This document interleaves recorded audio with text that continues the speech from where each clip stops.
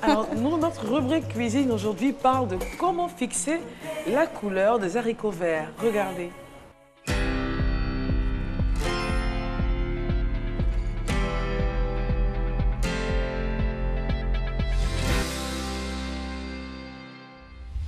Passionnés de cuisine, bonsoir. Fixer la couleur des haricots verts. Facile? Difficile? Super facile. Après avoir équeuté et mis au feu vos haricots verts dans de l'eau salée, laissez-les bouillir pendant au moins 10 minutes. Pendant la cuisson, mettez de l'eau glacée dans un saladier et ajoutez-y des glaçons. Retirez la casserole du feu et à l'aide d'une passoire à manche, prélevez les haricots et plongez-les directement dans l'eau glacée. Vous pouvez encore les recouvrir de glaçons si vous le souhaitez et laissez-les tremper 2 minutes maximum.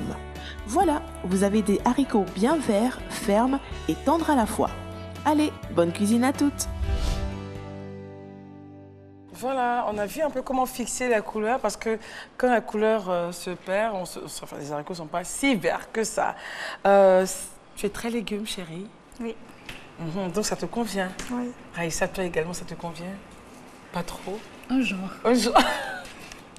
Je vous donne les couverts. Raïssa, tu m'aides? D'accord. Essaie de... Et tu en manges souvent les légumes comme ça?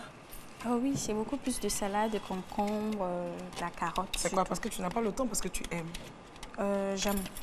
J'aime, Ouais. Parfois aussi, quand il faut faire un peu de régime, à un moment donné... Non, tu n'es pas grosse. À un moment donné, il faut pouvoir se maintenir un peu. Et donc, quand on constate qu'on commence à prendre un peu de poids... Avec les mathématiques, là, quel genre de nourriture le temps de manger? C'est terrible. C'est mieux, au moins, ça va relever le goût. Mais le goût est déjà... Oh, mais toi, vraiment. Le goût est bon, t'inquiète. Voilà, c'est bon. Attends, tu peux m'aider. Voilà, c'est bon. On ne demande pas mon avis. Oh. Raïssa. Oh, Raïssa, comment vois-tu ce plat, chère reine? Ça va. Ça va? La salade, la vinaigrette est parfaite. C'est bon? Allons-y. Voilà. Allons-y, allons-y, elle est là. On est chez toi, hein. Fais comme chez toi. D'accord. Fais comme chez toi, ma chérie. Voilà. Alors, on revient un peu à ta vie en tant que femme de mathématiques. Comment est-ce que les professeurs ont... Quel a été le regard des professeurs? Ils m'ont toujours encouragée et cela, ils le montraient par le fait que à chaque fois qu'il y avait un exercice, alors c'est la première à aller au tableau, c'est moi. Toi. Donc ça veut dire que si tu n'as pas compris ton cours, si tu n'as pas bossé, alors là tu auras le regard de tes amis. Donc moi, ça me permettait aussi d'être toujours à jour et voilà. Et donc d'aller aussi... De travailler, de faire toujours un peu plus. Ah. Comment est-ce que tu arrives à gérer ta vie estudiantine et ta vie associative? Je crois que c'est par un programme. Je fais des sortes de programmation de la semaine où j'évalue un peu mes tâches qui me sont assignées au niveau de l'association et surtout aussi mes cours qu'il faut bosser. Parce que je pense que faire les études et aussi avoir une vie associative, c'est très important et ça apporte beaucoup de choses. Ça vous permet de travailler en groupe et tout. Et c'est aussi avantageux après. D'accord. Comment est-ce que les parents voient? Les parents, ils voient très bien. Parce que, les mathématiques et la Marina. Les parents, ils voient très bien, ils me soutiennent. Papa, il est membre administratif de l'UFN dans laquelle je suis. Okay. Et je sais que quand j'ai eu mon bac, quand j'ai dit, papa, je veux faire les maths, il a été certifié, mais j'ai senti une certaine frayeur parce que je me dis qu'il savait...